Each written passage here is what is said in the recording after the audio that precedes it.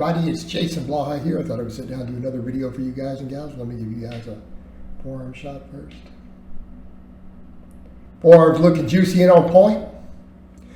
All right, I had someone ask me a question in a video that I had put out this morning. This will probably be up tomorrow. You know, he said, well, look, if there's all these problems with studies, why don't you conduct a study and show all these other results when it came to hypertrophy? And here's the problem, guys.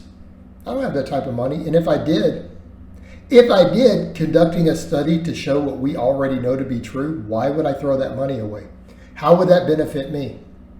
And here's the problem. That's the same problem with people funding research.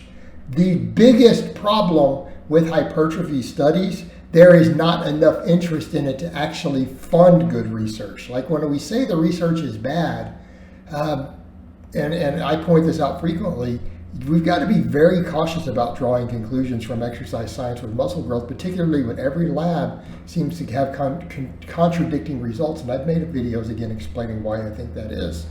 But here's the problem. Do people not know how much money it costs to do good research? That's why they do studies with 20 novice test subjects, because it's cheaper. Okay? I mean, realistically, the sample sizes they use in exercise science studies, if that were done in almost any other field of science, it would be laughed. If a researcher tried to propose a major study with 20 or 30 test subjects and that was it, done for 8 weeks, 10 weeks, with that small of a sample size, does anyone think that would be considered real science? Does anyone think that would be considered strong evidence for anything? Where you study 20 people or 30 people for 10 weeks. How much do you think it costs to even do that? A lot. There might have been $50,000 put into that study. Here's the issue. It's not enough to get any good information. Okay, so what we tend to have is oftentimes not double-blinded, limited test subjects, not experienced lifters. I mean, really, novices grow muscle so fast that just genetic variation alone could account for the differences in your group. So most of these, when you're looking at the differences, okay, so maybe this study shows this is why they conflict also. I've already discussed that maybe the researchers suck at training and they don't know what failure looks like. And when that's very, very obvious when you watch their training clips, a lot of the people from these high volume circles, they train like effing pussies. So you know the people they're studying and observing, yep, that's failure, are probably training the same way. That's already bad. That's already bias in the data. That's why those people, all their studies with really high volumes show better growth. Other labs and other researchers consistently show lower volumes with more growth, sometimes as low as like 6 sets a week. Sometimes in some of their studies it's produced the best results. Okay. That's a problem. These are completely different findings. This would be on par with someone saying different researchers consistently showing that out of one lab painting a car blue makes it go faster, and in another lab consistently painting it red goes faster. Well, then what would you conclude? I mean, well, maybe you could be looking at it and going, maybe what's underneath the paint matters. Well, it could be the case of a lot of these test subjects.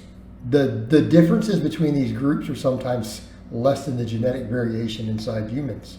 Now, people say, well, that can be avoided with larger sample sizes. Sure, not 20. You have 1,000 people and we study them for a year. That would be good science. Okay, if we wanted to actually get real answers for hypertrophy purposes, real answers, studying 1,000 test subjects for a year straight would double blind on the researchers. The researchers doing the MRIs would have to be double blinded. They can't know which test subjects they're studying. Now, if you want it to be really good, because novices grow so fast anyways, it's not useful. We already know how to make novices big. Put them under a squat and bench bar. Do hard sets or progressive overload. They'll grow like a weed as long as they get enough protein and calories. They'll grow. That's it. You don't even need that much volume. You need to lift heavier every week. And big barbells, they'll get jacked. Very straightforward. We don't need to study that. So here's the problem. So we get experienced lifters, trained lifters with at least 2 to 3 years of consistent training. They occasionally get a study like that with 10 people, 12 people, 20 people. How are you going to find? So then, because you got to find them, they're in high value. Like they're going to volunteer to do this study for a year. People who already work out all the time, they're going to have to be compensated. Right? Right? Sorry guys, I have a message coming through.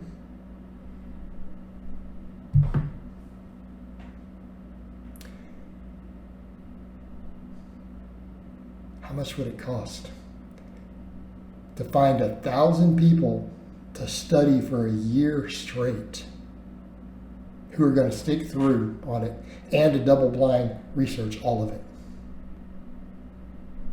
Millions of dollars. Millions of dollars. I bet you that study would cost $5 million, maybe $10 million to conduct.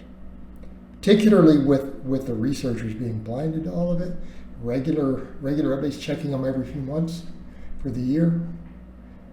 Oh yeah, $5-10 million to get a good study on this. And then we would conclude with that study, here's what it would probably say. Something like 30% of the population grows faster doing this, 20% grows faster doing this, and the other 40 to 50%, it doesn't seem to matter. That's probably what the study would end up showing. Do you think anyone is going to spend millions of dollars to do that? Millions of dollars to study a single variable like training volume?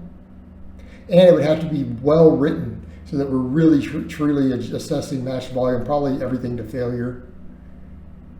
Yeah? For what? So that we would know what percentage of the population grows 1% faster on higher volume and what percentage of the population grows 5% faster on low volume? Because that's what it would tell us. It wouldn't tell us, because I promise you this is all BS. All of our test subjects, we think everybody will grow more. Really? You think volume works that way across the board? I've observed it varies a lot from person to person. As a coach, in fact, I usually find too high a volume makes people stall faster than too low. If I had to pick one, if I were to throw way too much volume at you versus not enough, the majority of people will stall from too much. In my observation. My n equals 1. So that's what all that study would tell us. It would come back and say, well, it turns out 20% of the population grows faster with 20 plus sets. 20% out of their 1,000 people or whatever. That's probably what the results would say. No one's going to spend that money to find that out. They're not going to. All right, guys, but that's really all I have to say on that today. I hope it's been informative, and I'll talk to you guys and gals next time.